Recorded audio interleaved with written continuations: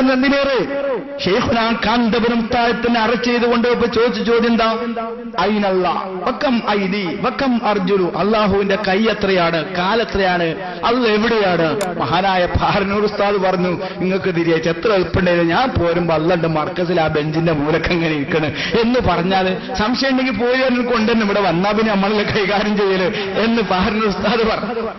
നിങ്ങൾ ആലോചിച്ച് നോക്കൂ, ചോദ്യം അതാണ്. അയിനല്ല വക്കം ഐദി വക്കം അർജുലു. ചോദിക്കുന്ന ആരാ?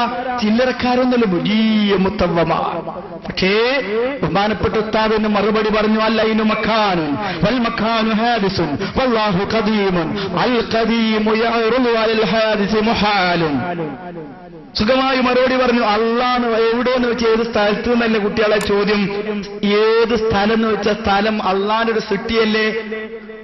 അള്ളാന്റെ സൃഷ്ടിയായ ഒരു സാധനത്തിൽ സിട്ടാവായ അള്ള ഇരിക്കാന്ന് പറയുന്ന മുഹാലല്ലേ? അത് വിവരക്കേടല്ലേ? എവിടെയെന്ന് ചോദിച്ചാൽ ഏത് സ്ഥലത്ത് നിന്നല്ലേ അതിന്റെ അർത്ഥം? ഈ സ്ഥലം ആരുണ്ടാക്കിയത്? അള്ളല്ലേ. അപ്പൊ ആ സ്ഥലം അള്ള ഉണ്ടാക്കിയ ഏത് സ്ഥലത്താണ് അള്ളാഹ് ചോദിക്കുന്നത്? വിവരക്കേടല്ലേ? ഏത് സ്ഥലങ്ങൾ പറഞ്ഞാലും അതിന് മുമ്പോന്നുള്ള ചോദ്യം വരൂലേ? ഇത് ബുദ്ധിപരമായ ഉസ്താദ് സമർത്ഥിച്ചു. പക്ഷേ അൽഹംദുലില്ലാ മാറ്റങ്ങളുണ്ടായി സൗദിയിൽ, മാറ്റങ്ങളുണ്ടായി സൗദിയിൽ. നിങ്ങൾക്കറിയുമോ, ഉസ്താദിനെ അറസ്റ്റ് ചെയ്ത മുത്തവ്വയടക്കം 400 പ്രധാനപ്പെട്ട മുത്തവ്വമാർ ഇനി ഒരിക്കലും വെളിച്ചം കാണാത്ത വിധം ജയിലറയിൽ കിടക്കുകയാണ് ഇരുട്ടിന്റെ മറവിൽ. കാന്തപുരം